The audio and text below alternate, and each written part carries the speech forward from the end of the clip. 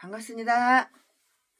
사람이 늘 아침 저녁 날마다 날이면 날마다 얼굴을 보고 대화를 나누고 함께 식사하고 함께 예배를 드리고 그러다가 어느 날 갑자기 5년 10년 동안 뚝 끊겨가지고 얼굴도 볼 수 없고 목소리 하나 들을 수도 없고 서로 왕래도 안 하고 서로 연락도 안 하고 그러면은 기억 속에서 머릿속에서 새까맣게 잊어버려요. 저는 에녹 목사님이 누군지 몰랐어요. 에녹이 목사인지 평신도인지 초신자인지 예수 믿는 사람인지 전혀 몰랐어요. 근데 이번에 문자 보고 알게 됐는데요. 옛날에 명동에서 에녹 목사님이 맛있는 국가, 맛있는 반찬과 맛있는 밥을 해주시고 그게 기억이 나는 거예요. 너무너무 고마운 거예요. 근데 최순애가 한 달 전에 실신해가지고 쓰러져가지고 완전히 정신이 잃고 그때는 살 것 같지가 않았어요. 내 생각에 내 느낌에 1시간 있다 죽을지 하루 있다 죽을지 그때는 서 있지도 못했어요. 서 있지도 못하고 비실비실하고 그냥 머리에 이게 눈을 떴는데 눈을 감았는지 떴는지 서 있는지 앉아 있는지 비행기를 탔는지 버스를 탔는지 누워 있는지 꿈속인지 생신지 그것까지 모르겠어요. 그래가 저 전재산 박박박박 탈탈탈탈 통장을 다 꺼내가지고 확인해 보니까는 건물 7채 팔아가지고 200억 다 여러분들한테 나눠드리고 공장 파는 거 55억 나눠드리고 또 건물 하나 집 하나 파는 거 77억 그거 개척은 하고 싶어 돈이 없어 신청하시오. 그래가지고 신청하신 목사님들한테 다 나눠드리고 이제 죽을 준비를 해야 되겠다. 내가 언제 죽을지 모르니까 죽을 준비를 해야 되겠다 생각해가지고 통장을 탈탈탈탈 긁어 모아보니까는 26억 5천만 원이 있는 거예요. 그래서 우리 목사님들 그동안 개척 자금은 2억은 받고 싶은데 해당이 안 돼서 못 받으신 분들 1년에 한 번씩 최순애한테 안부전화라도 해주신 분 그분은 해당이 되지만 그렇지 않은 분 5년이 가도 10년이 가도 전혀 연락이 없고 딱 관계가 끝나고 끊긴 분 그런 분들은 해당이 안 되니까 안 줬는데 그런 분들한테 다 전화해서 드렸어요. 드리고 나서 돈이 하나도 없어요. 정말 1000만 원도 없고 1억도 없고 100만 원도 없고 아무것도 없어요. 해마다 1년이면은 매년 트럭 35대 소나타 35대 뽑아가지고 농촌교회 어촌교회 다 나눠주고 그랬는데 그리고 또 해마다 겨울 되면은 우리 노숙자분들 그분들 목욕비 1인당 8,000원씩 나눠주고 그랬는데 작년에는 3번이나 3차례나 나눠줬는데 올해는 한 차례 나눠주고 날씨가 이렇게 추워도 올해는 딱 한 번밖에 못 나눠줬어요. 돈이 떨어져서. 아유 참 진작에 연락하시지 인제서 연락해. 돈 떨어진다면 연락해. 어휴. 그래야지 이제 누군가 이제 그걸 알았어요. 네 그러니까는 우리는 1년에 한 번이라도 서로 안부 전화를 하고 1년에 한 번이라도 서로 얼굴이라도 보고 그래야지 머릿속에서 기억 속에서 잊어버리지 않고 지워지지 않는 거예요. 10년 동안 전화 한 번도 안 하다가 5년 동안 전화 한 번도 안 하다가 어느 날 갑자기 10년 만에 전화해가지고 나 돈 줘! 그런 미친 인간도 있더라고. 아유 참. 그래서 왜 10년 만에 전화했냐니까는 개척 자금 2억 받아 먹으려고 전화를 했대. 아유 참. 그런 미친 인간도 있더라고. 자 오늘은 열왕기상 3장 강의 설교를 하겠습니다. 새벽 예배를 끝나고 바닷가에 나가봤더니 그냥 밤새도록 파도가 치고 바위에 그 미역이 주렁주렁 달린 게 파도에 떨어져 나가가지고 그냥 미역이 그냥 모래에 이만큼씩 쌓이고 토스 이만큼씩 쌓이고 그 청각 막 이렇게 쌓이고 그래가지고 다 갖다가 이제 바닷물에 다 흔들흔들 해가지고 모래 대충 빼가지고 빨리줄을 딱 척척 걸쳐놨더니 다 말라요. 그래가지고 아침에 미역국을 끓였는데 미역국을 끓일 줄을 알아야지. 그러니까는 무슨 생각이 나냐면은 저기 원경 목사님 생각이 나는 거야. 명동에서 나 미역국 끓여줘. 미역국인지 무슨 국인지 자주에 국 끓여줄 생각이 나는 거야. 지금 된장을 한 국자 넣고 미역 넣고 그냥 끓여가지고 대충 그렇게 했습니다. 근데 맛은 없어. 내가 끓이고 내가 못 먹어. 맛이 없어. 내가 끓이고 내가 그냥 확 버려버려. 자 오늘은 열왕기상 3장 강의 설교. 그러니까는 이거 요리하는 것도 예술이야 예술. 나 같은 사람은 평생 요리 못해. 열왕기상 3장 오늘 강의 설교는 솔로몬의 통치는 앞장이 뭐예요? 열왕기상 2장이 앞장이잖아요. 솔로몬의 통치는 앞장에서 보다시피 피로 시작되는 것처럼 이렇게 보였어요. 이렇게 보였잖아요. 그러나 정의의 필연적 행위를 아주 잔인한 행위라고 불러서는 이거는 아니 됩니다. 안 된다고요. 오늘 본장이 뭐예요? 열왕기상 3장. 오늘 본장 열왕기상 3장에는 그의 통치의 다른 일면이 다 보여요. 보인다고요. 반역자들에 대한 하나님의 심판 때문에 하나님이 자기 백성에게 대해 보이는 자비를 악평해서는 이거는 안 되는 거예요. 악평을 하지 맙시다. 그러면 오늘 본장의 내용은 어떠냐? 본장의 내용은 이래요. 이런 게 뭐냐? 지금부터 최순애가 본장의 내용 이런 거를 다 설명해 드릴 텐데요. 솔로몬과 바로의 딸의 결혼. 바로 딸하고 솔로몬하고 딴따라란 따라라란 따란 이렇게 결혼을 해요. 이 말씀은 1절 그의 종교에 대한 개관 이 말씀은 2절부터 4절까지 지혜를 달라고 구한 그의 기도와 그 응답에 대한 자세한 기복 이 말씀은 5절부터 15절까지 두 기생의 논쟁을 결말 지음으로써 보여준 그의 지혜의 일례는 16절부터 28절까지 그리고 그는 본장이 열왕기상 3장이라고 그랬죠? 네, 오늘 그리고 그는 본장에서 재단에서나 법정에서나 모두 위대하게 보이는데요. 그러므로 법정에서의 이대성은 그의 단에서의 이대성 때문이라고요. 단에서의 이대성 때문이라고요.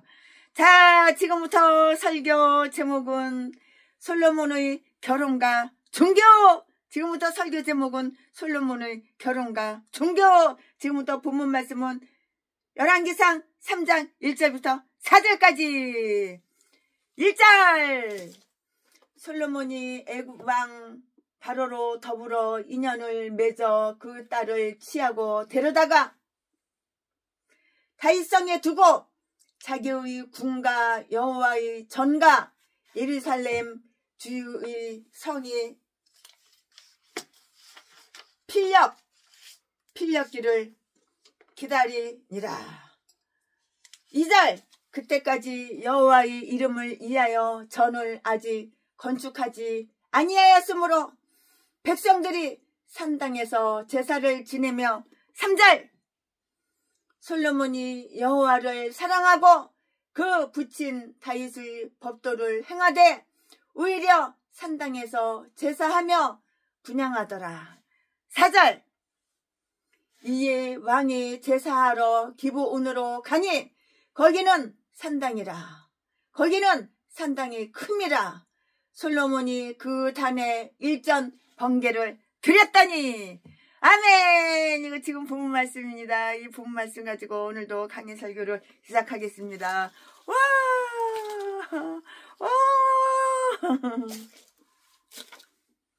네, 오늘 3장 열왕기상 3장에서 우리는 솔로몬에 관하여 한번 상고해 볼 건데요. 네, 의심할 필요가 없어요. 전혀 의심할 필요가 없어요. 의심할 필요도 없이 솔로몬이 칭송을 받을 만하고요. 모범이 될 만한 좋은 점들이 있어요. 많아요. 그러면 그 점들이 뭐냐? 지금부터 또 설명을 해드릴 텐데요. 솔로몬은 여호와를 사랑했어요. 사랑보다 더 좋은 게 어딨어? 최순애도 최순애 사랑해주는 사람. 최순애도 같이 사랑해. 의심할 필요도 없이 솔로몬이 칭송받을 만하고 모범이 될 만한 좋은 점이 뭐냐? 그는 여호와를 사랑했다고요. 이 말씀은 3절에 있어요. 하나님이 솔로몬을 그를 사랑했다는 점이 특별히 지적되었는데요. 사무엘하 12장 24절에 기록이 되어 있고요.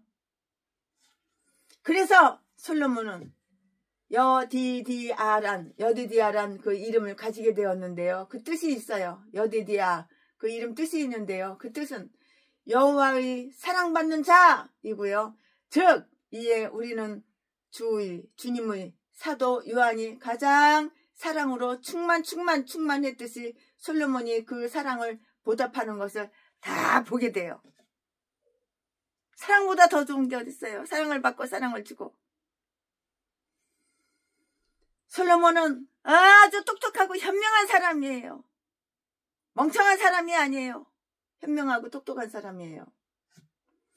그리고 아주 부자예요. 솔로몬은 부유하고 또 위대한 사람이었어요. 누가? 솔로몬이.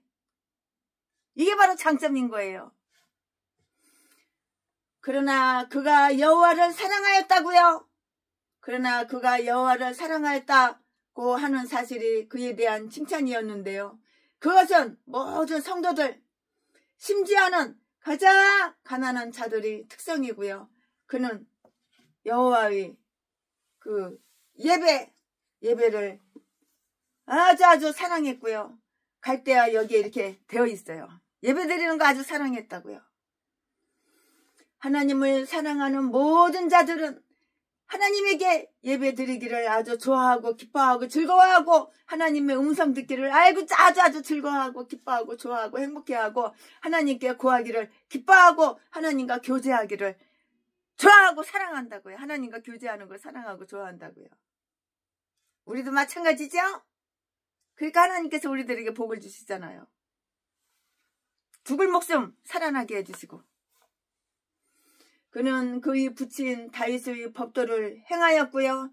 저 다윗이 솔로몬에게 준 법도 임종시의 그의 부친의 부탁은 신성하여 그에게는 율법자 같았고요. 2장 열왕기상 2장 2절 3절 역대상 28장 9절 10절 이든가 또한 그의 부친 다윗이 솔로몬 앞에서 행한 하나님의 법도이고요. 솔로몬은 하나님의 규례에 가까이 하고 아주 주의 깊게 지키고 열심히 참내했고요. 진정으로 하나님을 사랑하는 자는 그의 법도 행하기를 마음에 다짐할 것이다. 그는 자기가 하나님의 그 영광을 위하여 하는 일에는 매우 아낌없이 관대했어요. 아끼는 게 없는 거예요. 이 부분에서는. 그가 제사를 드릴 때에는 그는 많은 제산에 비례하여 왕답게 드렸고요. 하나님께 드렸고요. 1,000번제를 또 하나님께 드렸어요. 이 솔로몬이. 이야, 우리들도 1,000번제 드리잖아요. 1,000번제를 드렸다고 했다고요. 4절에. 하나님의 씨를 풍성하게 뿌린 곳에서는 거둘 때도 그만큼 기대하시는 법이고요. 따라서 하나님을 진정으로 사랑하는 자는 예배에 소용되는 비용을 아끼지 않을 것인데요. 아마도 우리는 무슨 목적으로 이것을 소비하느냐라고 말하고 싶은 그 유혹을 받게 될 것인데요. 이러한 짐승을 가난한 사람들에게 줄 수는 없을까? 그러나 우리는 하나님께 예배할 때 바쳐진 것을 낭비라고 이렇게 생각하면 이거는 안 되는 거예요. 사실 한번 제사를 드릴 때 7일 동안 계속되기는 하나 한 제단에서 그렇게도 많은 짐승들이 한꺼번에 불타 없어진다는 것은 정말 참 이상하게 보여요. 너무나도 이상한 거예요. 그러나 제단의 불은 보통 불보다 더 빠르고 불길이 아주 세요. 불길이 센 것으로 아는데요. 그것은 제물을 드리는 자는 피할 수 있으나 그 제물에 떨어지는 무섭고도 강력한 하나님의 진노를 나타내기 때문이고요. 우리의 하나님은 소멸하는 불이시다고요. 유대인들의 전승에 의하면은 번제물의 그 연기는 굳은 기둥처럼 곧장 위로 올라가며 퍼지지 않는다는 거예요. 이게 퍼지지가 않아요. 이렇게 옆으로 이렇게 퍼지지가 않는다고요. 그렇지 않으면 그 연기가 번제물을 드릴 때 참여한 많은 사람들을 꼬실려 그을리게 했을 것이라고 이렇게 말을 할 수가 있어요. 다 꼬실리죠. 다 그을리죠. 그거 보고 매라고 그러죠. 연기 꼬실리는 거, 그을리는 거, 그을림. 여기에서 과연 그것이 좋은 일이냐 아니냐 하는 그 의아심을 불러일으킬 만한 요소들을 우리는 다 볼 수가 있고요. 솔로몬이 바로의 딸과 결혼을 했어요. 솔로몬이 바로의 딸과 결혼했어. 이 말씀은 1절에 있어요. 따라란 따라란 따따. 솔로몬이 바로의 딸과 결혼을 했다고요. 우리는 그녀가 개종한 여인이라고 이렇게 생각할 수가 있어요. 그렇지 않으면 그 결혼은 합법적일 수가 없었을 것이고요. 만약에 그렇다면 이는 받아들일 수 없는 일이고요. 여호와를 사랑하는 자는 하나님의 백성 중 한 사람에게 애정을 가져야만 하는 것이라고요. 하나님의 아들들과 사람의 딸들과의 배합은 유해한 결과를 초래할 것이에요. 그러니까 하나님의 아들들, 예수 믿는 하나님의 아들들, 하나님의 종들, 불신자, 예수를 안 믿는 우상 숭배하는 세상의 딸들하고 결혼하면 불행한 거야. 그 가정은 깨질 확률이 매우 높아. 하나님의 아들들과 사람의 딸들과의 배합은 유해한 결과를 초래할 것이라고요. 그러나 그가 친구의 말을 듣고 그녀가 진정한 개종자라는 종교를 바꿨어. 개종자라는 그 말을 듣고 그녀와 결혼한 것이라고 이렇게 하는 거예요. 개종을 했다고 이 딸이 하나님을 믿겠다고 이제 종교를 바꾼 거라고. 그래서 솔로몬이 결혼을 한 거예요. 종교를 안 바꿨으면, 개종 안 했으면 안 바꿨지. 아직 결혼 안 했지. 솔로몬의 이방인들의 아내들이 솔로몬에게 예배하게 한 이방신들 중에 애굽의 신은 들어있지 않으므로 11장 5절 6절 더욱이 솔로몬의 아가와 그의 시편 제45편은 이때를 즈음하여 기록된 것으로 이렇게 볼 수가 있어요. 이 시편은 언제 만들었어? 언제 지었어? 그때 때가 이렇게 그때를 즈음해서 기록한 것으로 볼 수가 있는데요. 이 결혼은 교회와 그리스도의 신비로운 결혼, 특히 이방인 교회의 그리스도와의 결혼을 나타내는 하나의 전형이 되었다고요. 솔로몬이 산당에서 제사를 드렸고요. 그것이 백성들에게 그런 일을 하도록 이렇게 유인을 했는데요. 2절 3절에 아브라함은 산에다 제단을 쌓고요. 창세기 12장 8절, 창세기 22장 2절 숲속에서 하나님께 예배를 드렸잖아요. 창세기 21장 33절에 다 기록이 되어 있어요. 이때로부터 이러한 관습이 내려왔고요. 하나님의 율법이 한 곳에서만 예배 드리라고 이렇게 명령하기 전까지는 인정이 다 되었었다고요. 신명기 12장 5절 6절 말씀에 기록이 다 되어 있어요. 다윗은 언약궤를 고수하고 산당 같은 것은 염두에도 두지 않았고요. 그러나 솔로몬은 다른 문제에 있어서는 자기 부친의 율법을 행하였으나 언약궤를 고수하는 점에 있어서는 자기 부친에게 미치지는 못하였고요. 이로써 그는 번제 드리는 데에 대한 대단한 열성을 보였으나 오히려 복종이 더 좋은 제사가 되었을 것이고요. 이것은 불규칙적인 것이었고요. 아직도 집이 건축되지 않았으나 여호와의 이름을 위해 쳐진 장막이 있었고요. 언약궤가 그들의 통일성의 중심을 차지했어야 했던 것이고요. 그것은 거룩한 제도, 명령에 의해서 되어진 일이고요. 산당은 이와는 별개의 것이었어요. 산당은 이거하고 똑같지가 않아요. 별개의 것이에요. 그럼에도 불구하고요.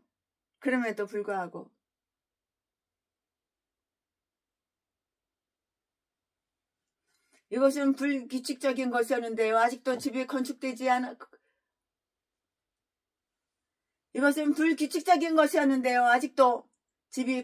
않았으나 여호와의 이름을 위해서 쳐진 장막이 있었고요. 언약궤가 그들이 통일성의 중심을 차지했어야 했던 것인데요. 그것은 거룩한 제도에 의해서 되어진 일이고요. 산당은 이와 별개였다고요. 그럼에도 불구하고 그들은 다른 모든 면에서 법을 따라서 오직 하나님만을 예배했고요. 오직 하나님 한 분만 예배하는 거예요. 오직 하나님만을 예배하였으므로 하나님은 그들의 결점을 어여삐 보시고 관가하시면서 그들이 예배를 다 받아들였던 거예요. 그들이 예배를 하나님께서는 다 받아들였던 것이라고요. 그래서 솔로몬이 산당에서 분향하였지만 솔로몬은 하나님을 사랑했다고 이렇게 인정해 주신 것이에요. 하나님 이상으로 사람이 가혹하지는 말아야 하는 거예요. 아멘. 지금부터는 설교 제목이 바뀌어요. 지금부터는 본문 말씀이 바뀌어요. 지금부터 설교 제목은 지혜를 구한 솔로몬. 지금부터 본문 말씀은 열왕기상 3장 5절부터 15절.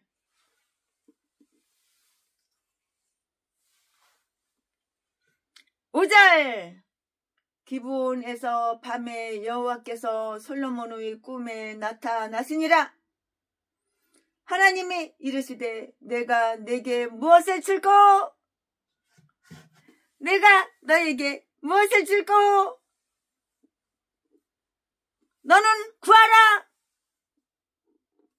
6절. 솔로몬이 가로되 주의 종 내 아비 다윗의 성실과 공의와 정직한 마음으로 주와 함께 주의 앞에서 행함으로 주께서 저에게 큰 은혜를 베푸셨고 주께서 또 저를 위하여 이 큰 은혜를 예비하시고 오늘날과 같이 저희 위에 앉을 아들을 저에게 주셨나이다.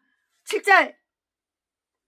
나의 하나님 여호와여 주께서 종으로 종의 아비 다윗을 대신하여 왕이 되게 하셨사오나 종은 작은 아이라. 얼마나 겸손하면은 솔로몬이 하나님한테 자기는 작은 아이라고 그래. 아이 어린이 성숙되지 못한 아이 아동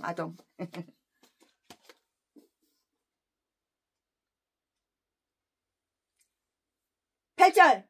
주의 빼신 백성 가운데 있나이다. 저희는 그한 백성이라 수요가 많아서 셀 수도 없고 기록할 수도 없사오니. 9절. 누가 주의 이 많은 백성을 재판할 수 있사오리까?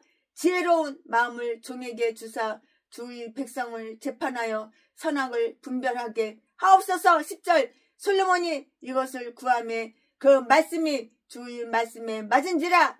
11절 11절. 이에 하나님이 저에게 이르시되 내가 이것을 구하는도다.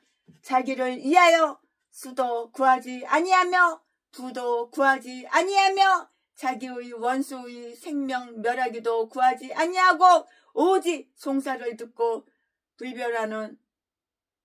분별하는 지혜를 구하였은즉. 12절.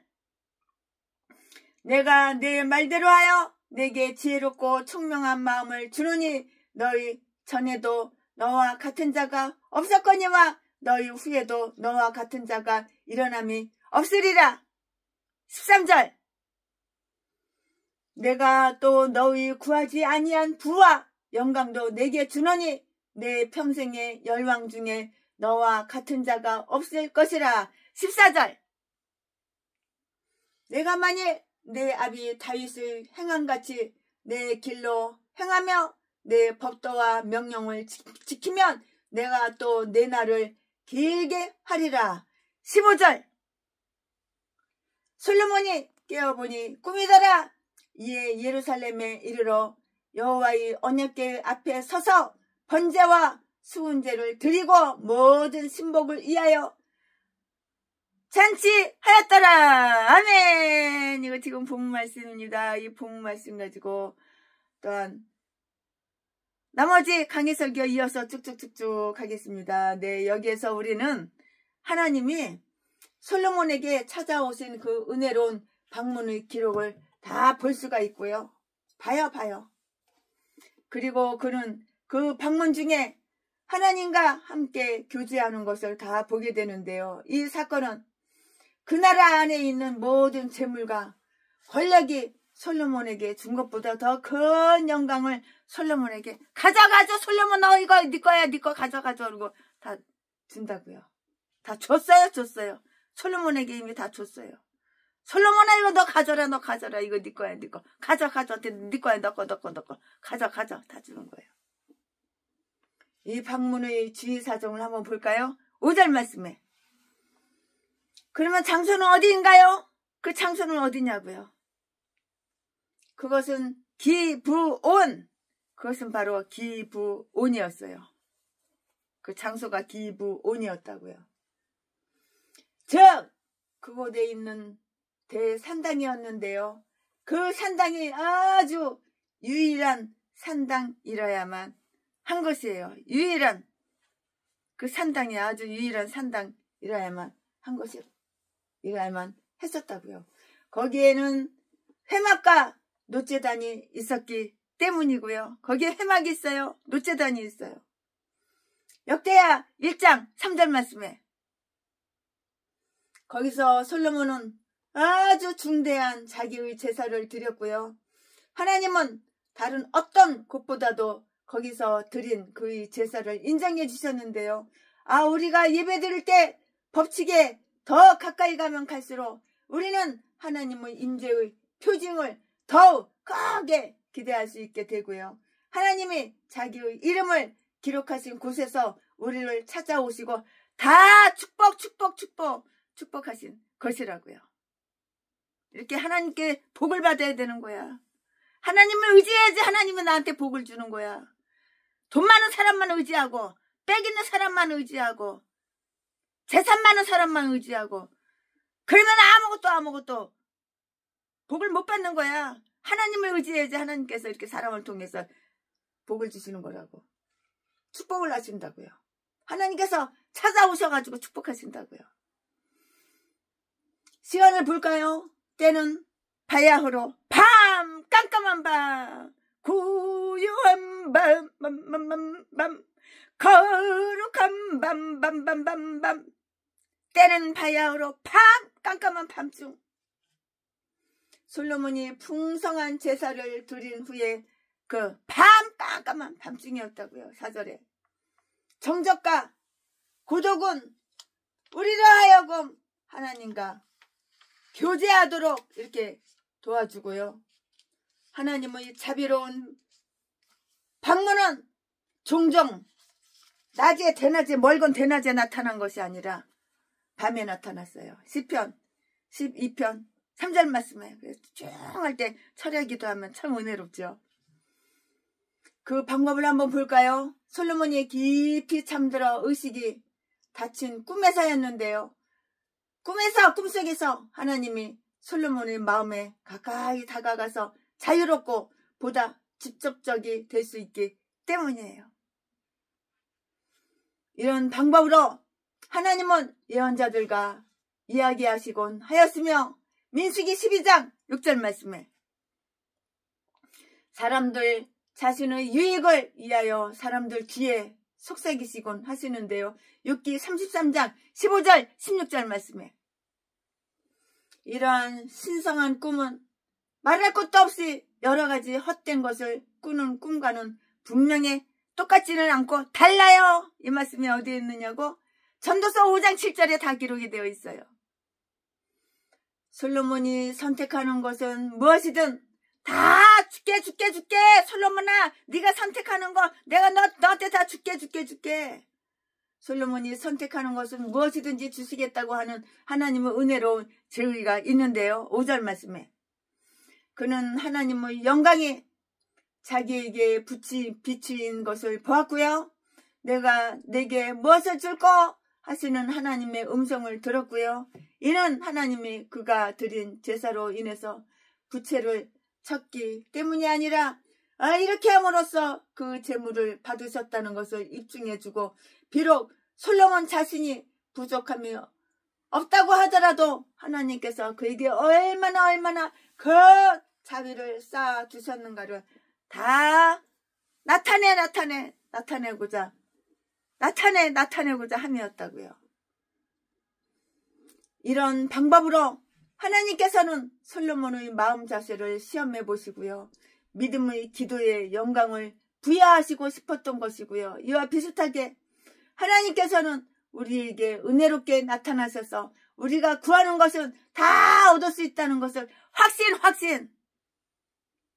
확신시켜 줌으로써 이미 닦아져 있는 행복의 길로 우리를 인도해 주시는 거예요. 은혜 구한 내게 은혜의 주님. 하나님은 우리가 구하는 거 응답 안 해주신 적이 한 번도 없어요.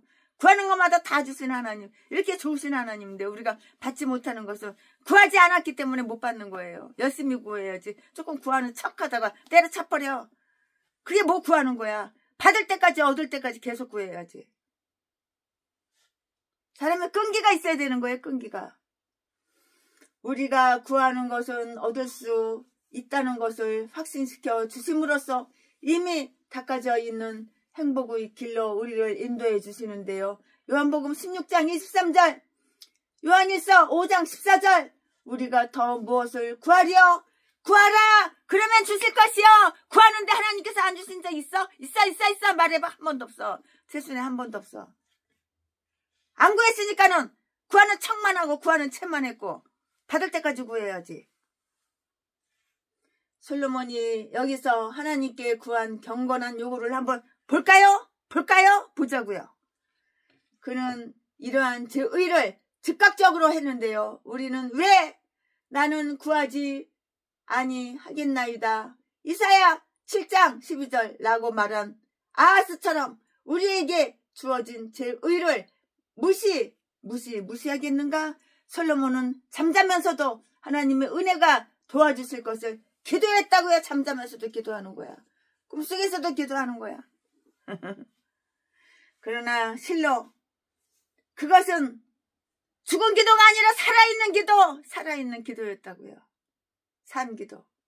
우리가 가장 간절하게 염려하고 있는 것, 우리가 깨어있을 때 우리에게 가장 큰 인상을 주는 것은 우리가 잠들고 있을 때에도 우리에게 큰 영향을 주는 법이고요. 그리고 때로는 꿈에 의하여 마음이 어디에 있는지 우리의 맥박이 어떻게 뛰는지를 다 알 수가 있고요. 유독한 꿈은 유독하게 자라나고 있다는 거 표중이라고요. 잠자면서도 기도를 하는 거야. 꿈속에서도 기도를 하는 거야. 그러나 솔로몬의 꿈은 더 높은 차원의 근원을 두고 있고요. 솔로몬이 잠을 자면서도 이와 같은 지혜로운 선택을 하였다고 하는 사실과 또 이성의 힘이 거의 작용하지 않았다고 하는 그 사실은 순전히 하나님의 그 은혜로부터 나온 꿈이라는 것을 다 이렇게 저렇게 의미하는 것이라고요. 하나님의 은혜는 바로 솔로몬 속에서 이 은혜로운 욕망을 일으키고 있었는데요.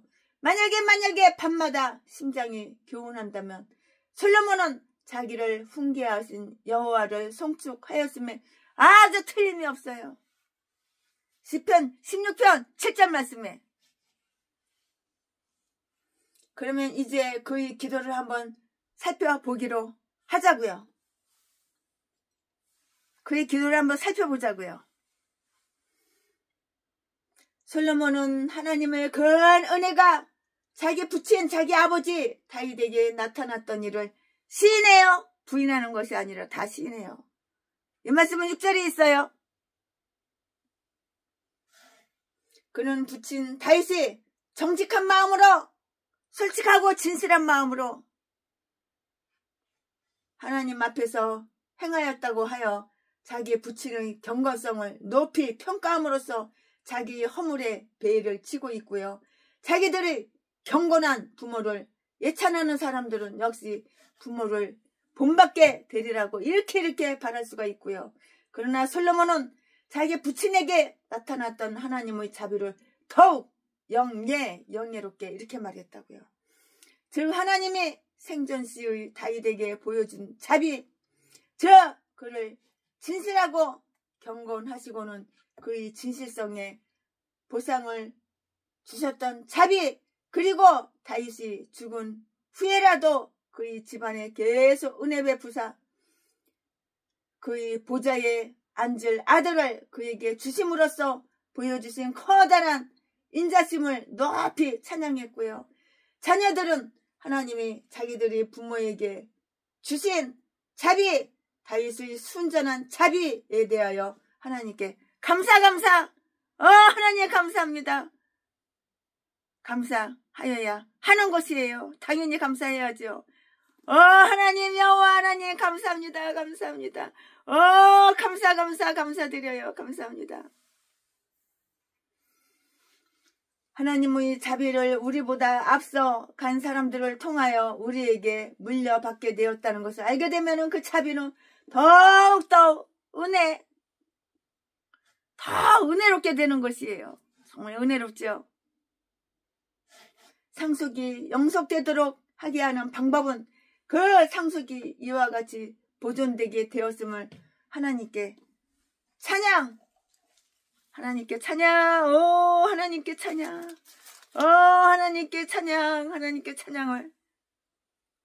하나님께 찬양을 하는 것이라고요. 하나님을 찬양합니다. 주님을 찬양합니다.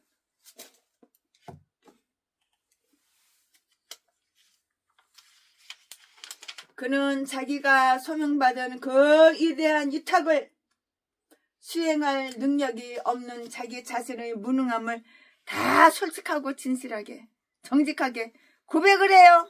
다 풀어버리는 거예요. 고백한다고요. 이 말씀은 7절 8절에 있죠. 여기서 지혜의 간청을 더욱 뒷받침해주는 두 가지 근거를 한번 보자고요. 그는 다윗의 후계자이므로 그의 지 자체가 지혜를 요구하고 있고요. 나로 하여금 지혜롭고 의로운 다윗을 대신하여 왕을 삼으셨나이다. 주여 나로 그가 행한 것을 지킬 수 있도록 그리고 그가 시작한 것을 수행할 수 있도록 지혜를 주시옵소서. 그리고 이제 또한 이스라엘을 다스리는 자가 되었기 때문이고요. 주여 나에게 잘 다스릴 수 있는 지혜를 주시옵소서. 저들은 수요가 많아서 상당한 주의를 하지 않고는 다스릴 수 없사오며 저들은 주께서 택하신 백성이므로 주를 위하여 잘 다스려야 하겠나이다. 저들을 지혜롭게 다스리면 그만큼 더 주께 영광이 되겠나이다. 이게 바로 기도야. 이게 바로 솔직한 기도야. 네, 그에게는 지혜가 부족했기 때문이에요. 우리도 지혜가 부족하잖아요. 최순애 얼마나 멍청해요. 얼마나 지혜가 없어요. 하나님 최순애에게 지혜를 주세요. 그 기도는 빼먹지 않고 해요. 최순애가 얼마나 분별력이 없어요. 하나님 최순애 목사한테 분별력을 주세요. 그 기도는 빼먹지 않고 해요. 그는 자기의 부족함을 통렬하게 의식하는 겸손한 마음을 가지고 이렇게 탄원하는데요. 여호와여 나는 작은 아이에 불과합니다. 최순애가 얼마만큼 지혜가 없는지. 이거 현대트럭 살 때 1년을 기다렸어요. 1년을 35대 신청해놓고. 그리고 이번에는 스타렉스 살려고 그랬더니 스타렉스 현대가 3,500만 원이야. 35대 신청을 해놨어. 돈이 없으니까는 이제는 집을 융자를 집혀가지고 그 돈을 또 사야지. 그래서 농촌교회 어촌교회 하나씩 다 나눠줘야지. 신청하신 목사님들 1년에 한 번이라도 얼굴을 보고 1년에 한 번이라도 최순애를 강사로 초청하고 1년에 한 번이라도 목소리라도 듣고 그런 분들 농촌교회 어촌교회 다 나눠주지. 서울에 도심교회는 안 드리고 필요가 없으니까. 뭐 스타렉스 타고 놀러 다니라고 여행 다니라고 사주는 줄 알아? 목회하라고 신방 다니라고 시골 농촌 어촌교회 일손 도와주라고 사주는 거지. 밴으로 짐 싣고 다녀야 되니까. 그에게는 지혜가 부족했기 때문이라고요. 그는 자기의 부족함을 통렬하게 의식하는 겸손한 마음을 가지고 이렇게 탄원하는데요. 여호와여 나는 작은 아이에 불과합니다. 그의 부친은 그를 지혜로운 사람이라 하였으나 2장 9절 말씀에 그는 자기를 충명히 부족한 어린아이라고 이렇게 불렀어요. 이게 바로 진실하고 솔직하고 정직하고 이게 겸손한 거예요. 이게 되지 못한 자는 됐다고 지가 그냥 하늘보다 더 높은 줄 알고 까불고 그러다가 뒤질 일이 생기는 거지. 내가 목사면 겸손해야 되는 거야. 내가 나를 낮춰야 되는 거야. 내가 나를 높이지 말고. 개목사들은 날이면 날마다 전라도 개목사는 자기가 자기를 높여. 그러니까 뒤질 일만 생기고 교회 월세도 못 내는 거야. 그의 붙이는 그를 지혜로운 사람이라 하였으나 2장 9절에 그는 자기를 총명이 부족한 어린아이라고 이렇게 불렀잖아요. 누가? 솔로몬이 그랬잖아. 그러니까 얼마나 겸손하고 지혜로운 사람이에요. 나는 언젠가 나의 출입할 때인 줄을 알지 못하고 나라 살림의 통상 업무조차 할 줄 모를 뿐만이 아니라 위급한 일을 닥치면 어쩔 줄 모르는 어린 아이옵니다. 라고 이렇게 말을 했고요. 공무를 수행하는 자들은 자기 자신의 일의 중량과 중요성, 심지어는 자기들의 무능함을 깨달을 줄 알아야 그런 다음에야 하나님의 교훈을 받아들일 자격을 갖추게 된다는 점을 우리는 다 기억해야 하는 거예요. 이런 거 잊지 말고 기억해야 하는 거예요. 그럼 바울의 질문이 있는데요. 바울의 질문 한번 물어볼까요? 누가 이 일을 감당하려? 고린도후서 2장 16절 후반. 솔로몬이 누가 주님의 이 많은 백성을 재판할 수 있사오리까? 9절 하는 질문과 똑같아요. 쌤쌤이에요. 쌤쌤. 압살롬은 어리석으면서도 자기가 재판관이 되기를 바랐는데요. 반하여 솔로몬은 지혜로우면서 자기가 이 일에 합당한가 여부를 놓고 두려워 떨며 자기를 의심하였다고요. 사람이 아는 것이 많아서 신중해지면 신중해질수록 자기의 그 약점을 더 많이 알고 자기 약점을 자기가 알아야지. 내가 나를 볼 줄 아는 눈구녕이 있어야지. 내가 나를 높여? 별 볼 일 없는 인간이 내가 나를 높여? 똥만도 못한 인간이 내가 나를 높여? 나는 의인이래? 아긴 전라도 제비목사 새끼 자집 빨아서 처먹고 사는 매춘부 새끼가 맨날 나는 의인이래? 아긴 악마 새끼가 독사 새끼가 아가리만 보이면 사기치고 거짓말하고 그런 인간이? 바울의 질문 누가 이 일을 감당하리요? 고린도후서 2장 16절 후반 솔로몬이 누가 주님의 이 많은 백성을 재판할 수 있사오리까? 9절 하는 질문과 다른 게 하나도 없어요. 똑같아요. 압살롬은 어리석었잖아요. 어리석어요. 근데 자기 자신이 어리석은 거 아나요? 몰라요. 자기가 세계에서 제일 똑똑하고 영리하고 하나님보다 더 똑똑한 줄 알아요. 전라도 제비목사 개목사랑 똑같아요. 전라도 똥개 쓰레기 목사들하고 똑같아요. 압살롬은 어리석으면서도 자기가 재판관이 되기를 바랬다고요. 압살롬 이 인간은 재판관 될 자격이 없는 거야. 어리석은 똥대가리 새끼가 쓰레기 새끼가 전라도 개목사 제비목사 새끼랑 똑같은 악마 악질 독사 쓰레기가 눈구녕은 높아가지고 명예는 좋아가지고 압살롬은 어리석으면서도 압살롬 이 새끼는 똥대가리야. 전응아 어리석다고. 근데 압살롬은 어리석으면서도 자기가 재판관이 되기를 바랬다고. 전라도 개목사랑 똑같아. 집사만도 못하고 잡사만도 못한 새끼가 전 세계에 있는 목사님들을 가르치는 목사 중에 왕이래. 지가 아유 똥대가리 새끼. 아유 쌍판대기. 아이고 참 구역질난다 구역질나.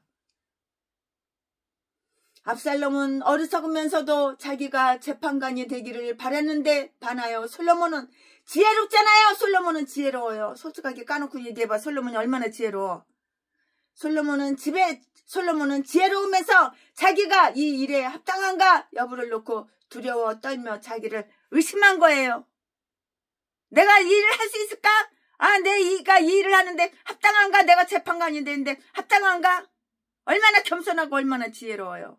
내가 나를 낮춰야지 지혜롭고 똑똑한 사람이야. 내가 나를 높이는 전라도 똥개 쓰레기 제비목사 새끼 자지 팔아서 처먹고 살고 강도질하고 도둑질하고 사기나 치고 아가리만 벌리면 거짓말하고 사기치는 개목사들하고 달라 목사라고 다 하나님을 믿는 줄 알아?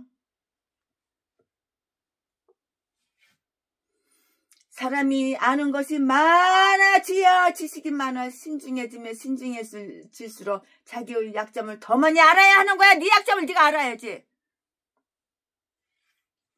네가 나를 볼 줄 아는 눈구녕이 열렸어야지.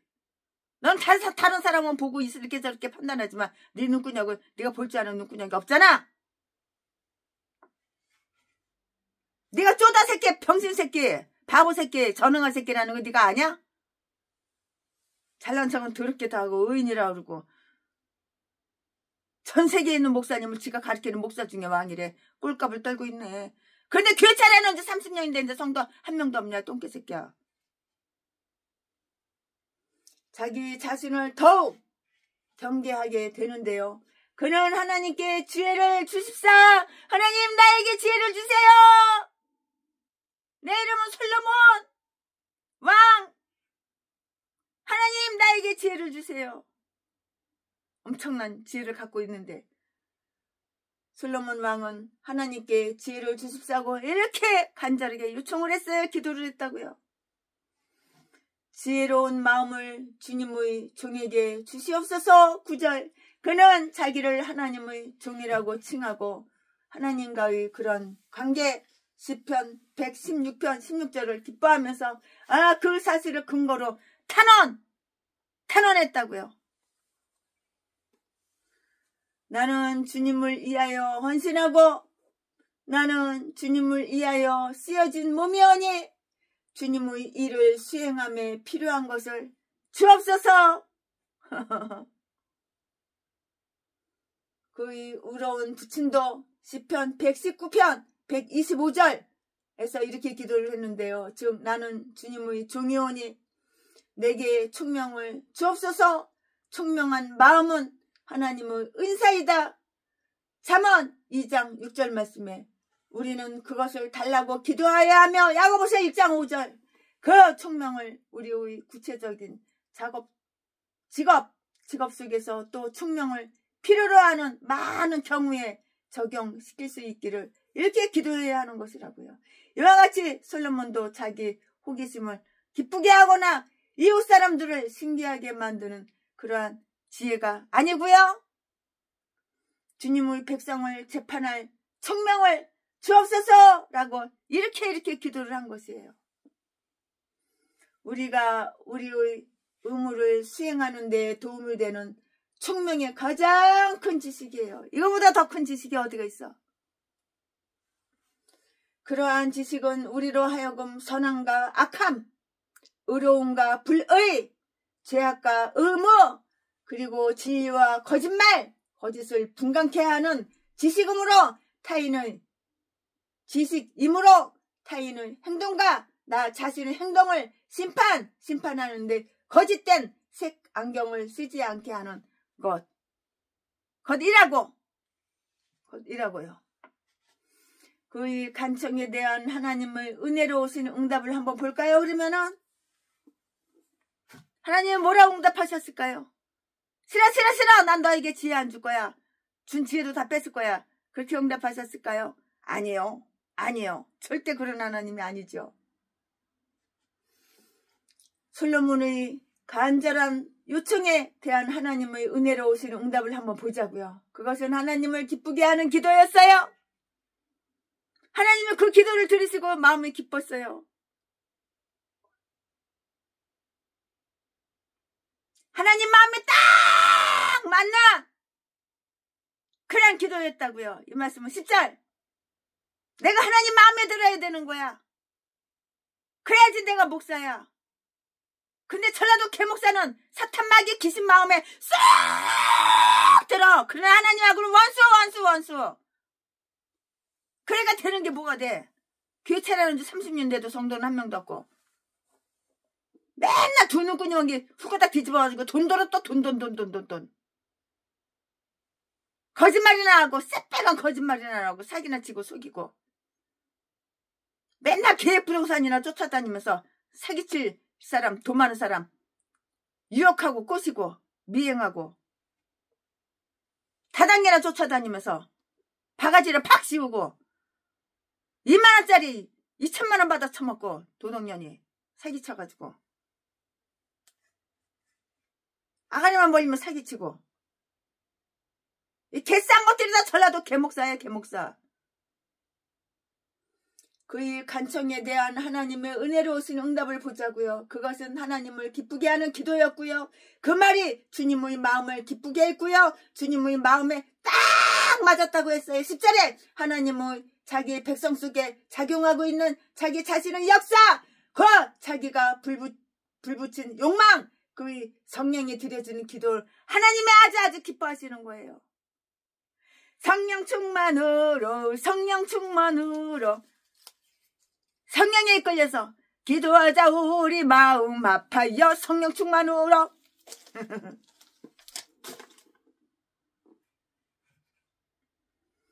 그의 성령이 드리는 기도를 하나님은 기뻐하시고요.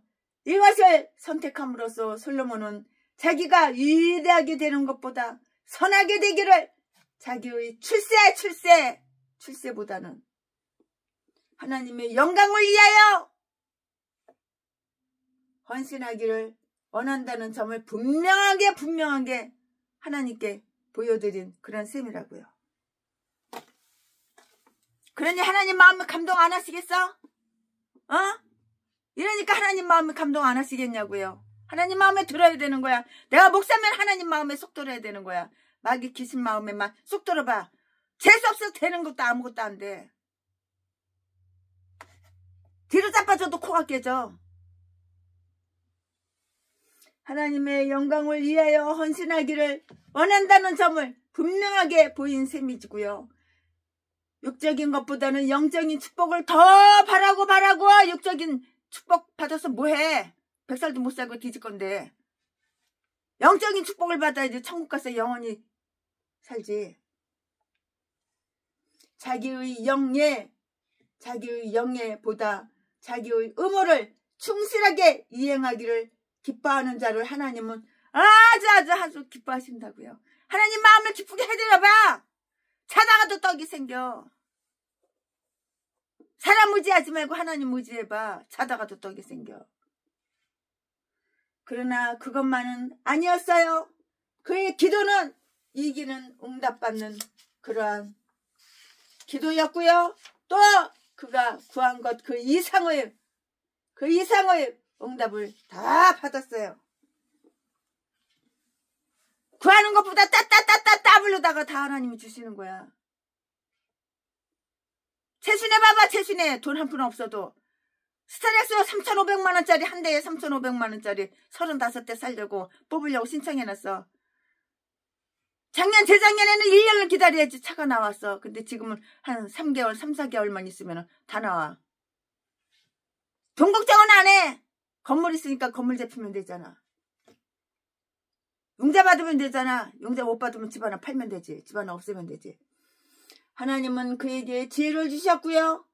12절 말씀에 하나님은 그를 부르신 그 이대한 일에 합당하도록 그를 채워주셨고요. 그가 재판할 때 의거해야 할 그 율법에 대한 올바른 이해력, 총명과 그가 판정해야 할 그 소송 사건을 바로 보는 그러한 총명을 주신 거예요. 이거 머리가 똑똑해야 되는 거예요. 머리가 영리해야 되는 거예요. 이게 총명이 있어야 되는 거야. 그 총명과 그가 판정해야 할 소송 사건을 바로 보는 총명을 하나님은 다 주셨다고요. 총명도 지혜도 하나님이 주시는 거야. 그래서 솔로몬은 명석한 두뇌, 굳은 판단력, 예민한 통찰력에서 따를 자가 이렇게 없게 되었고요. 일찍이 왕이 그러한 통찰력과 선견, 지명을 축복받은 자는 없었다고요. 하나님은 솔로몬에게 구하지 않은 것을 덤으로 주었고요. 즉 부와 영광을 주셨는데요. 13절 말씀에 그리고 지혜에서는 물론이고요. 이러한 모든 점에 있어서도 그의 선왕들이나 그의 후계자들 또는 이웃 사람들보다 훨씬 능가하게 되리라는 것을 다 이렇게 저렇게 약속해 주셨어요. 이러한 부귀와 영화도 모두 하나님의 하나님의 은사라고요. 다 하나님이 주시는 거야. 네가 잘나서 뭐 공짜로 생기는 줄 알아? 이 세상에 공짜가 어디가 있어? 하나님이 다 주시는 거지. 그러니까 하나님한테 잘 보입시다. 인간들한테 잘 보이려고 그러지 말고 하나님한테 잘 보입시다. 인간들 비유 맞추지 말고 하나님 비유 맞춥시다. 이것들은 먼저 그 나라와 그 의를 구하는 자들에게 약속된 것이에요. 너희는 먼저 그의 나라와 그의 의를 구하라. 그리하면 이 모든 것을 너희에게 주시리.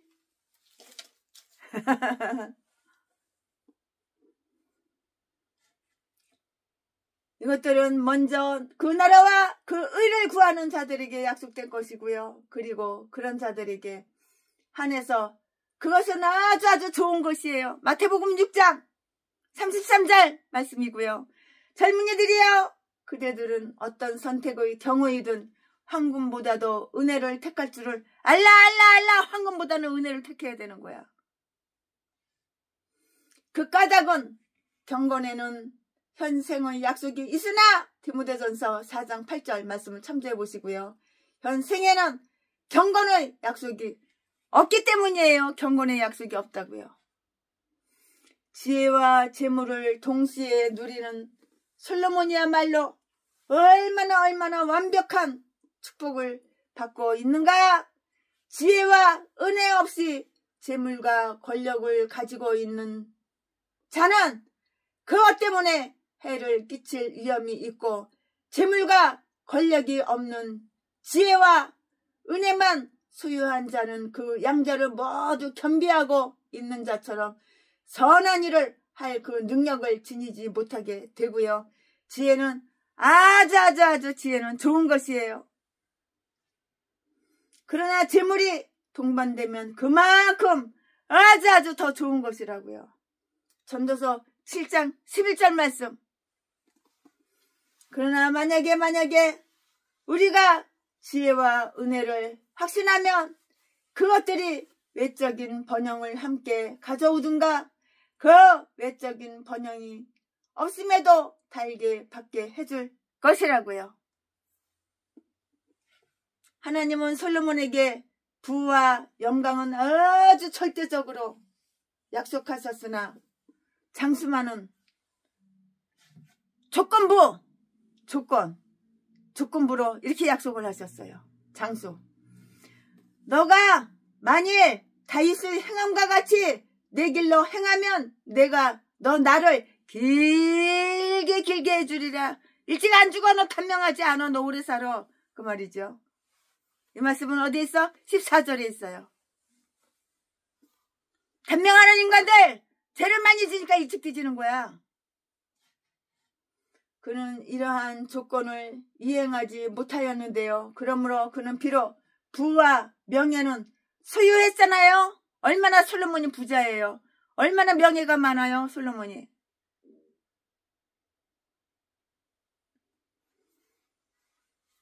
그는 비록 부와 명예는 소유하였으나 그가 마땅히 누릴 천수를 다하지 못했어요. 장수해가지고 오래 살았어? 아니잖아요. 장수는 지혜의 우편에 있는 축복이요, 영생의 한 모형이라고요. 그러나 부귀가 있는 곳은 지혜의 자편이라고요. 잠언 3장 16절 말씀. 잠언 3장 16절 말씀. 그럼 여기서 알아볼 것이 있는데요. 그럼 여기서 알아볼 것이 무엇이냐?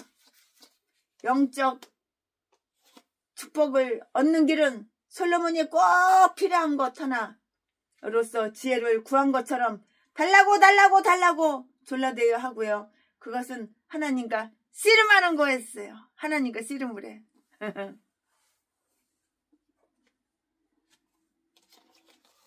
하나님과 씨름을 한다고요. 현재적인 복을 얻는 길은 거기에 냉담하면서 하나님께 맡겨두는 것이고요. 솔로몬이 지혜를 얻는 것은 그가 그것을 진실로 구했기 때문이고요. 부를 얻는 것은 그가 부를 구하지 않았기 때문이라고요. 구해야지 하나님께서 주시는 거지. 구하지는 않고 이랬으면 좋겠다, 저랬으면 좋겠다, 나 이럴 것이다, 저럴 것이다. 계획만 세우고 꿈만 있으면 뭐해? 질러버려. 구해. 그러면 하나님이 주시는 거야. 구하는데도 내가 못 받는 것은 적합하지가 않으니까 하나님은 안 주시는 거고요.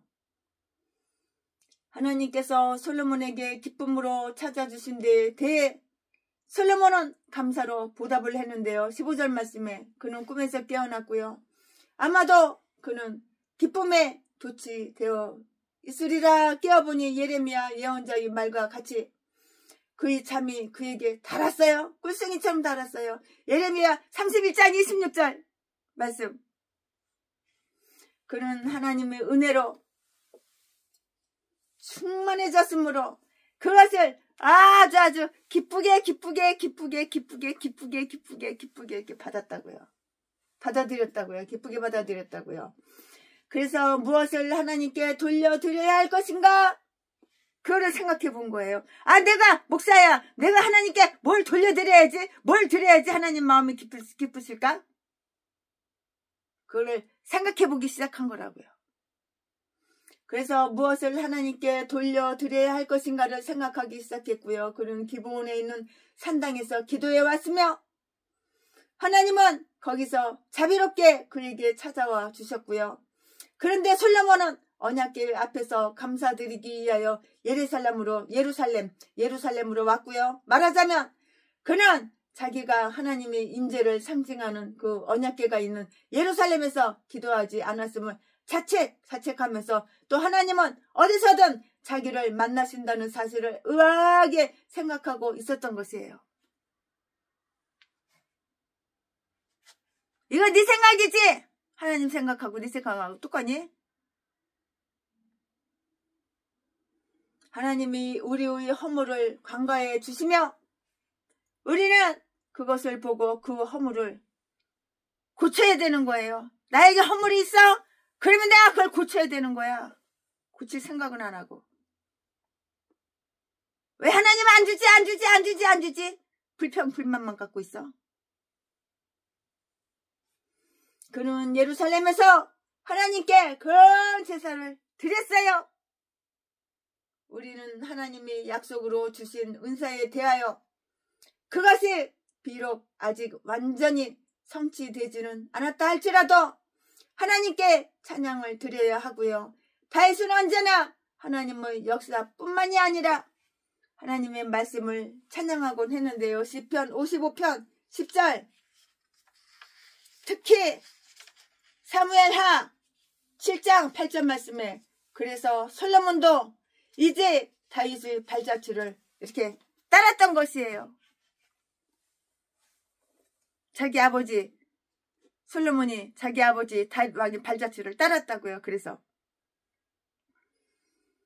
솔로몬은 제물을 놓고 큰 잔치를 베풀어 자기 주위의 모든 사람들도 하나님의 은혜를 같이 이렇게 기뻐하게 하였다고요. 아멘. 지금부터는 설교 제목이 바뀌어요. 지금부터는 본문 말씀이 바뀌어요. 설교 제목이 바뀌어요. 지금부터 설교 제목은 빛나는 지혜. 지금부터 본문 말씀은 열왕기상 3장 16절부터 28절까지.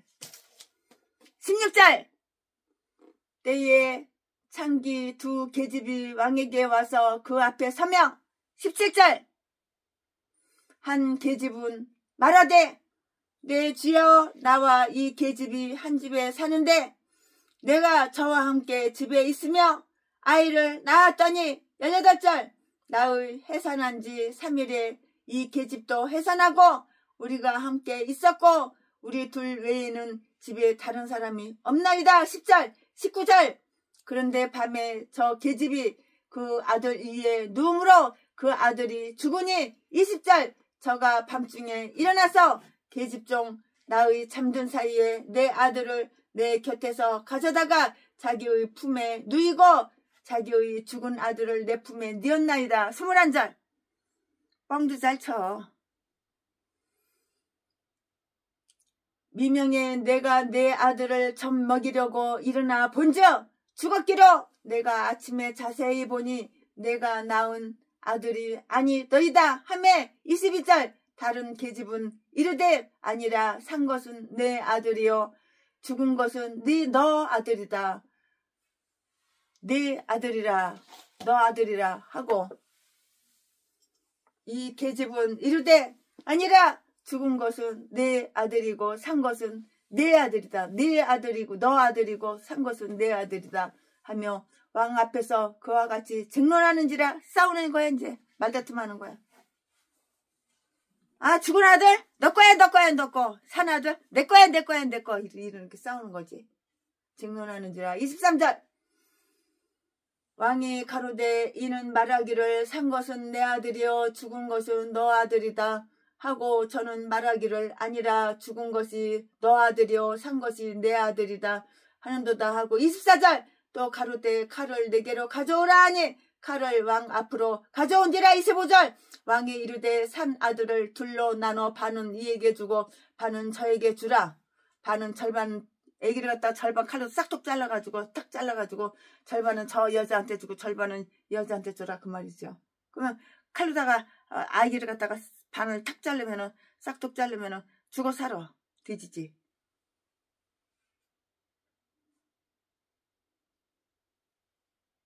(25절) 왕이 이르되 산 아들을 둘로 나눠 반은 이에게 주고 반은 저에게 주라. 26절 그 산 아들이 어미 되는 계집이 그 아들을 위하여 마음이 불붙는 것 같아서 왕께 아뢰어 가로되 청컨대 내 주여 산 아들을 저에게 주시고 아무쪼록 죽이지 마소서 하되 한 계집은 말하기를 내 것도 되게 말고 너 것도 되게 말고 나누게 하라 하는지라. 27절 왕이 대답하여 이르되 산 아들을 저 계집에게 주고 결코 죽이지 말라. 저가 그 어민이라 하며 28절 온 이스라엘의 왕의 심리하여 판결함을 듣고 왕을 두려워하였으니 이는 하나님의 지혜가 저희 속에 있어 판결함을 봄이더라. 아멘. 내가 아들을 낳았어. 그럼 아들을 잘라서 죽이는 게 좋아? 살아가지고 그냥 저 여자 족보는 게 나아? 살아가지고 저 여자 족보는 게 낫지. 이게 친엄마지. 그거를 본 거야. 참, 이렇게 솔로몬이 머리가 영리하고 지혜로워. 이 지혜 누가 줬어? 하나님이 주신 거. 이 지혜 하나님이 주신 것. 이 지혜 성령님이 주신 것. 솔로몬에게 주신 거. 아멘 아멘 아멘. 이거 본 말씀입니다. 이 본 말씀 가지고 나머지도 강의 설교 이어서 쭉쭉쭉쭉쭉쭉쭉 하겠습니다. 네, 여기에서 솔로몬의 지혜의 한 사례가 있는데요. 그것은 막 그에게 주어진 그 은사가 그에게 현실적인 힘이 되고 있음을 다 보여주는 것이에요. 현실적으로. 그 증거가 다 주어졌잖아요. 그것은 그 나라의 어떤 비법이나 고문, 기관의 정책, 분명 그것들도 아주 우수했을 것인데요. 에서 나온 것이 그건 아니에요. 물론 우수했지만 거기에서 나온 것은 아니라고요. 소송 사건의 판결로부터 주어졌고요. 왕들은 그런 사건은 재판관들에게 맡길 수 있지만 자기들이 직접 사실을 심리한다고 하여서 그것이 자기들이 존엄을 떨어뜨린다고 이렇게 생각해서는 이거는 안 되는 일이에요. 그럼 다음 사실을 한번 살펴볼까요? 살펴보자고요. 법관들이 아니라 당사자들에 의해서 소송이 다 제기되었어요. 소송이 제기되었다고요. 그 당사자들은 바로 누구였어요? 여자들이었잖아요. 여자였으나 솔로몬과 같은 통찰력 있는 눈으로는 옳고 그름을 본인들이 태도로 보아서 구별하기는 쉬웠는데요. 두 여자가 누구였냐면은 창녀들이었어. 창녀. 두 여인들은 창기들이었으며 공동주택에서 이렇게 같이 사는 거야.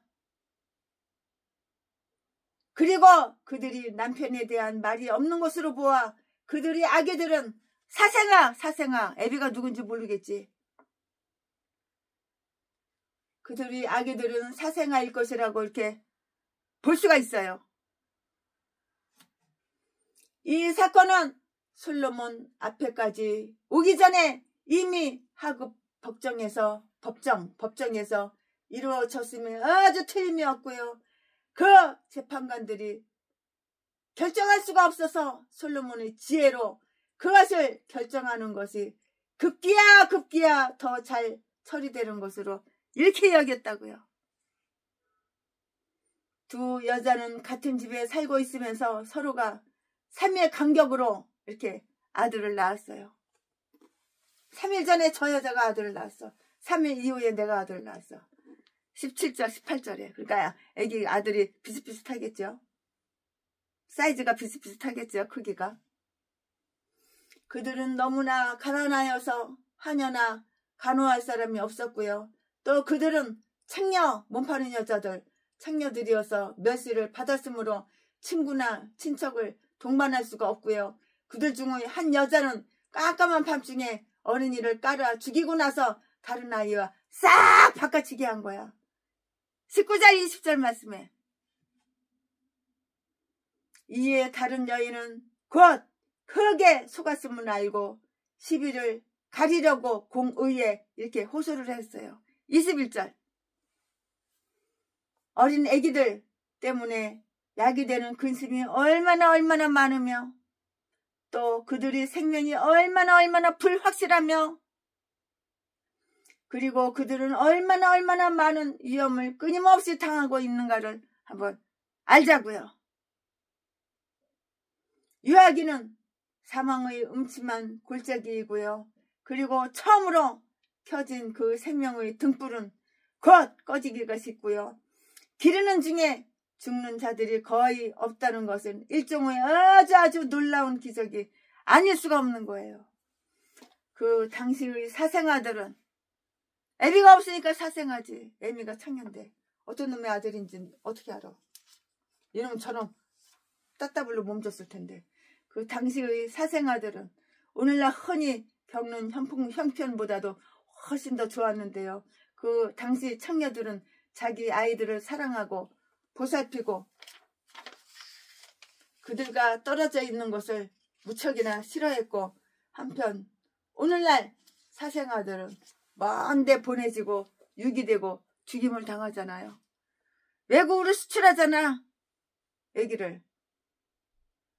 그러나 그것은 예언된 일이고요. 즉 말세에 고통하는 때가 이르리니 그때에 사람들은 본성적인 애정도 잃을 것이라고 본성적인 그 애정도 잃을 것이라고 했다고요. 디모데후서 3장 1절부터 3절까지 본성적인 애정이 없어. 사랑이 어디가 있어. 애정이 어디가 있어. 다 잃어버려. 사랑을 다 잃어버려. 다 애정이 잃어버려요. 디모데후서 3장 1절 3절 말씀에 사건 해결의 난점은 무엇인가? 최종적으로 판정을 내려주기를 호소하는 문제는 살아있는 어린이의 엄마가 누구냐 하는 것이잖아요. 바로 그 문제가 법정에 제기된 것이고요. 두 어미는 맹렬하게 권리를 주장하며 서로 내 거라고 저 아들이 내 거라고 이에 크게 우려하고 있었는데 두 여인 다 같이 그 집에는 아주 완강했어요. 죽은 애기는 바로 네 거야 네 아들이야. 살아난 애기는 바로 내 거야 내 아들이야. 둘 다 막상막하야. 한 여인은 이 애기는 내 아이다 라고 말했는가 하면 다른 여인은 아니요 이 애는 내 애요 라고 주장했는데 어느 누구도 살아있는 애를 기르는 것보다는 죽은 애를 매장하는 것이 비용이 덜 들건만 죽은 애를 갖기를 원하지 않았고 살아있는 애기를 가지려고 그들이 애써 주장하는 것은 살아있는 애기였다고요. 서로 가지려고. 살아있는 애기를 서로 가지려고. 살아있는 아기는 부모의 소망이 되기 때문에 부모의 기쁨이 되는데 그런데 죽은 아기도 그들이 기쁨과 소망이 될 수가 있을까요? 안 되죠. 예레미야 31장 17절 말씀.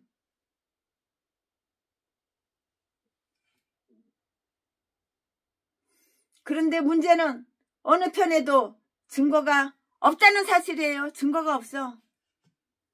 가령 이웃 사람이 아이들이 출생과 할례를 지켜보고 있었다고 하더라도 이들을 구별할 수 있을 만큼 자세히 보지는 않았을 것이고 당사자들에게 고문을 가한다면 그것은 너무나 야만적인 것이 될 것인데 정당한 사람이 아니라 가장 완고한 여자가 자기에게 유리한 재판을 이렇게 원하는 것이고요.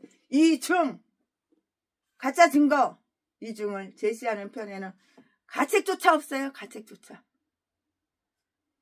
재판관이나 배석 판사들은 이처럼 거짓이 숨겨져 있을 때 진실성을 발견할 지혜가 필요하다고요. 필요하죠. 그러면은 사건의 결말을 한번 볼까요? 솔로몬이 어떻게 솔로몬은 양쪽이 주장하는 것을 정성껏 귀담아서 다 들었잖아요. 그리고 그 증거를 종합했잖아요. 23절에. 그러자 온 법정은 솔로몬의 지혜가 진실성을 찾아내는데 어떤 과정을 밟는가 하고 기대하고 있었는데 어떤 이는 무슨 말이 떨어질지 모르고 있는가 하면 다른 사람들은 아무도 제비를 뽑아서 결정되는가 그렇게 생각하는 사람도 있을 것이고 그러나 솔로몬은 칼을 가져와라 그랬잖아요.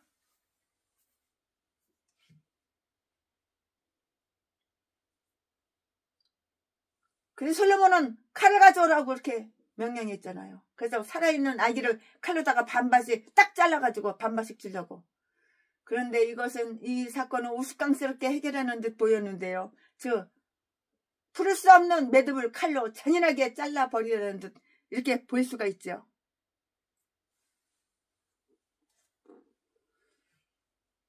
명철한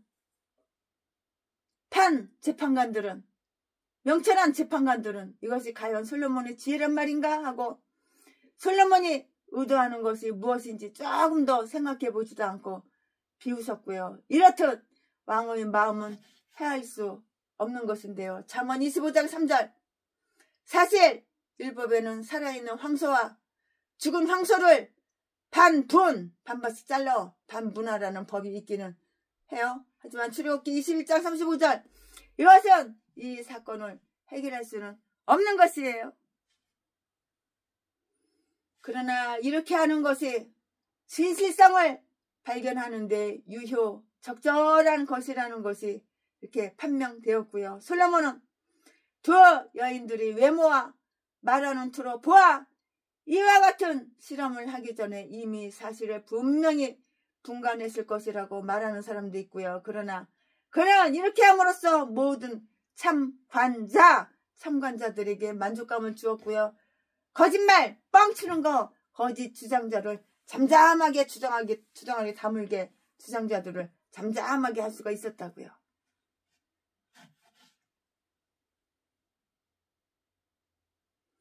참된 엄마를 찾아내기 위하여 그는 이 아기가 어느 여자를 가장 사랑하는가, 어느 여인을 가장 사랑하는가 하는 것을 시험할 수가 없었기 때문에 어느 여인이 그 아기를 가장 사랑하는 것을 시험하지 않으면 안 되었는데요. 사실 두 여자는 모성애는 가장했으나 그 아이가 위기에 처했을 때 그들이 성실성이 나타나게 마련인 거예요.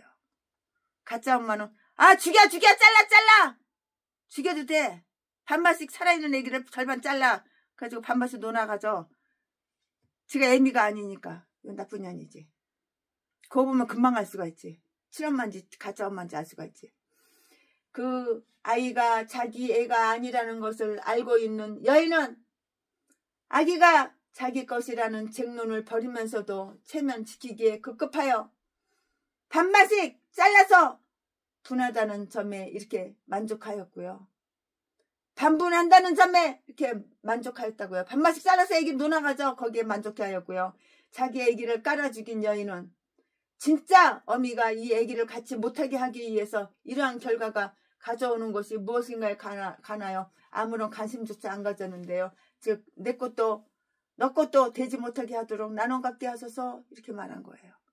나쁜 년이지. 지 새끼 아니니까. 애기를 자르든 말든 지 새끼 아니거든.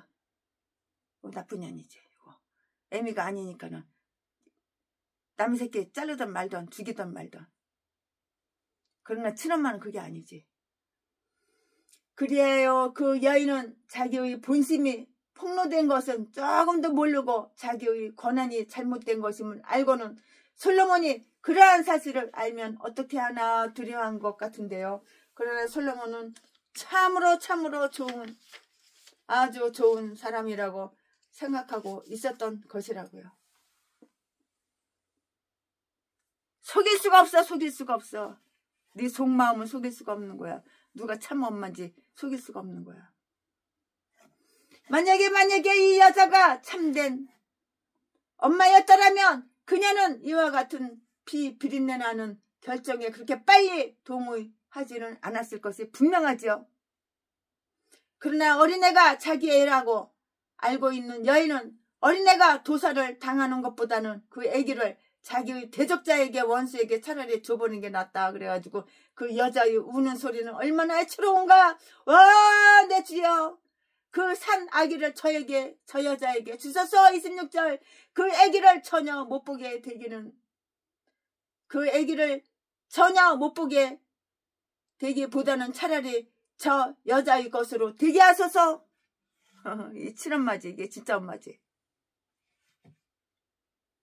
그 어린애에 대한 이와 같은 순종으로 보아 그 여인은 어린애 깔아 죽인 여인과 같은 무정한 어미가 아니라 살아있는 아이의 참된 엄마이며 자기가 낳은 자식에 대한 애정 때문에 차마 죽음을 볼 수 없는 참된 엄마였음이 판명된 거예요. 딱 보면 몰라? 판명된 거죠. 사건은 정확한 거예요. 명확한 거예요. 이렇게. 더 이상 무슨 증거를 필요로 하리요? 더 이상 증거가 뭐가 필요해? 필요 없어 이제. 라고 솔로몬은 말했고요. 곧 이 여자에게 산 아기를 주라. 여러분이 모두 보는 바와 같이 이 거짓없는 모성애로 보아 이 여인이 그 아기의 어미이다 라고 이렇게 말을 했어요. 맞는 말이지. 정답이지. 정답. 맞는 말이지. 예, 부모님들이여 어린 아기를 잘 보살펴서 특히 그들의 영혼을 잘 보살펴 줌으로써 자기들의 그 사랑을 보여주도록 하되, 특히 거룩한 그 폭력으로 그들을 타는 불 속에서 끄집어낸 부지깽이처럼 여기고 사랑하라고요. 자녀들에게 의무를 다하는 사람들은 자녀들에게 위안을 주는 사람과 똑같은 사람이고요. 사탄은 사람의 마음을 유혹하고 미혹해서 하나님과 나누어 가지는 것을 기뻐하는 거짓된 뻥치는 사기꾼, 거짓된 자임을 알 수가 있으나 그 마음을 의로운 주권이 지혜로운 자의 마음을 통째로 가지든가 아니면 아예 안 갖는 거예요. 가지지 않는다고요. 이러한 일과 솔로몬의 지혜의 여러 가지 사례로 인하여 솔로몬은 자기 백성들에게 큰 명성을 얻어 그의 나라를 평안하게 하는데 아주 큰 힘이 됐어요. 큰 힘이. 아주 커다란 힘이 됐다고요. 큰 힘이 된 거예요. 큰 힘이.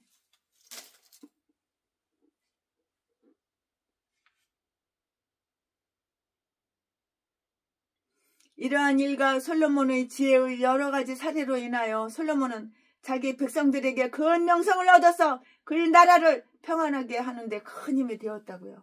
그들은 왕을 두려워하였고요. 28절에 또 높이 받들어서 그를 거역하는 일은 감히 하려고도 못하고요. 불의한 일은 두려워서 절대 불의한 일은 하지를 못했어요. 두려워서. 못하죠. 그도 그럴 것이 솔로몬 앞에 나타나기만 하면 모든 것이 분명하게 다 드러나. 숨긴 게 어디 갔어? 다 드러나게 됨을 알게 되었기 때문인데요. 그들은 하나님의 지혜가 그 솔로몬 속에 있음을 알았으니 곧 그 지혜는 하나님께서 그에게 주신 것이었다는 것을 다 알았기 때문이에요. 이것이 그의 얼굴에 광채가 나게 하였고요. 전도서 8장 1절, 이는 그에게 있어서 병기보다 낫다고요. 전도서 9장 18절. 이로 말미암아 그는 백성들에게 두려움과 사랑을 다 같이 받았어요. 아멘. 열왕기상 최순애가 강해설교, 열왕기상 3장 최순애가 강해설교 준비한 것은 여기까지가 끝입니다.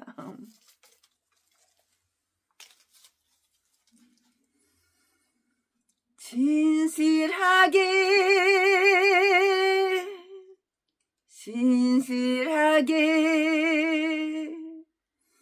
거룩하게 살게 하소서.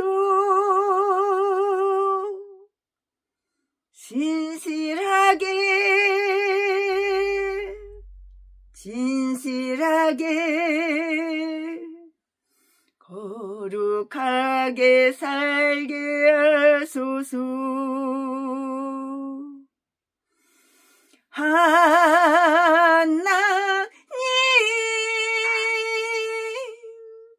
나의 마음 만져주소서. 하나님 나의 영혼 새롭게 하소서. 아멘. 최순애 목사가 열왕기상 3장 강해설교 준비한 것은 여기까지가 끝입니다. 축복합니다. 사랑합니다. 존경합니다. 농촌교회, 어촌교회 최순애 목사를 강사로 초청하신 교회, 최순애와 1년에 함께 하신 목사님들, 스타렉스 35대 신청하세요. 신청 안 하신 목사님들은 못 드려요. 1년에 한 번이라도 얼굴을 보고 1년에 한 번 최순애를 강사로 초청했던 목사님들, 최순애와 함께 했던 목사님들만 드려요. 사랑합니다. 존경합니다.